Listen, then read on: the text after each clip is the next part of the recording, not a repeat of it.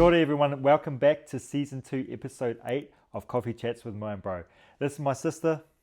Kia ora everyone, I'm Monique. And I'm Brandon. So we're going to be using this podcast as usual to share insights into working with our clients and what it's like working with us. This episode is a debunking myth episode, but more importantly, firstly, how we work with our clients. So we work with our clients around creating training and nutrition plans catered specifically for them to help them reach their goals. Generally, that's around losing weight or building muscle. And as a kind of secondary outcome of that, they normally regain their confidence, regain their energy, have better relationships with those around them, and become a role model in their family or community. So that's what we like to help with. And we use this platform to share with our clients and other people that are watching how to better your lives. So that's what we do here at Motion Fitness. But anyway, Monique, on to you. So episode 8 today is we are obviously going to be debunking a myth, and this myth is going to be, well, pretty much letting you guys know what the best way to structure your workouts is so that you can get the maximal benefits, losing fat, building muscle, and just giving you more insights on the most efficient way to do it so that you're not stuffing around and just wasting your time. It's pretty much the end goal of what we're going to give to you guys by the end of this episode. So what have you found on your journey with like kind of just understanding how to actually structure your workouts to get whatever your goal is, if you can share? Yeah, so I remember early on it was just to build muscle, and as a dude, build up your arms, your chest, your back, all those vanity areas. And then as I progressed, I realized what I needed to be doing. So at the start, it was just a lot of arm workouts. As I progressed, I realized compound movements were more important. So compound movements are the movements where you are hitting multiple muscles and multiple joints and levers all in each exercise. So that's why I wanted to avoid bicep curls, tricep extensions, leg extensions, all those sort of movements until later on in my workout. Overall, in terms of how I train now to how I trained maybe when I was 18, when I was 18, I had all the time in the world and didn't really know what I was doing. So I'd go to the gym maybe even 6 times a week, sometimes no rest days at all. Since then, I now work out understanding what my body needs, but also what I need to do is backed by the science. And for me, I've kind of dropped down my workouts over the last couple of years. Pretty much a year ago, I dropped my weight sessions down to only about 4 a week rather than the 6 that I'd been doing for many years.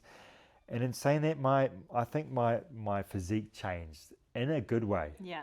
I think it meant I could go to the gym, work hard, lift weights, but also because I wasn't going 6-7 times a week, it meant I had more energy for the gym.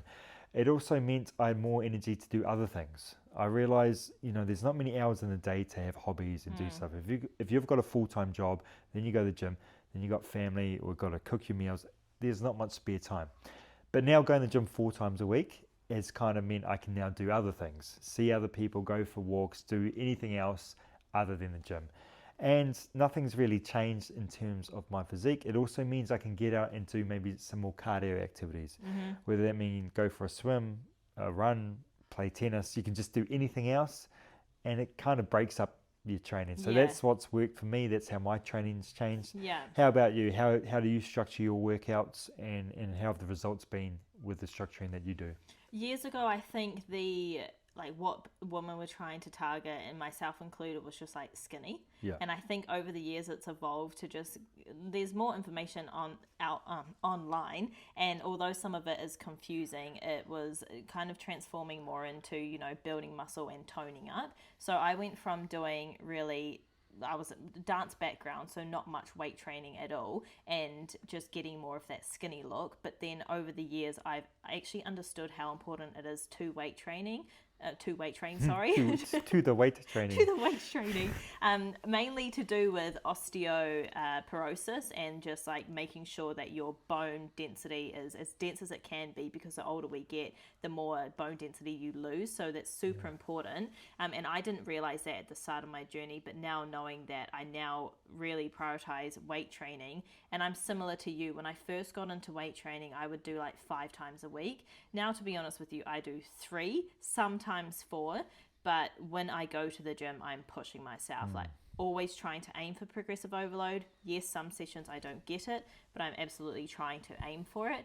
And it means that I am getting the most out of my workouts and out of my sessions because I am pushing myself rather than going there tired from the day beforehand and having my muscles already depleted of the energy in them so that I can't actually perform and actually grow my muscles. Yeah. And also not giving them enough time to recover and rebuild themselves between my working days of sessions in the gym. But that's a good thing you touched on, the osteoporosis, because a woman, that their bone density declines a lot quicker than men. Yeah. So it's good that you understand it's not just to build muscle, it's just for your health. As a female, as you get older, you don't want to fall over one day and break a bone. Nah.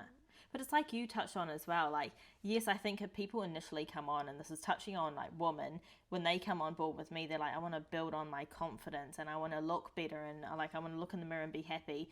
But yes, like confidence actually comes with also your mindset. And I think that's a big difference that is changed for me and that I'm seeing with the girls that are jumping on board with me is that their mindset and their confidence within themselves is coming from within as well as external as well. So yeah, it's just, I think having a good structured workout plan is super important. How does that work with you and your males that you train?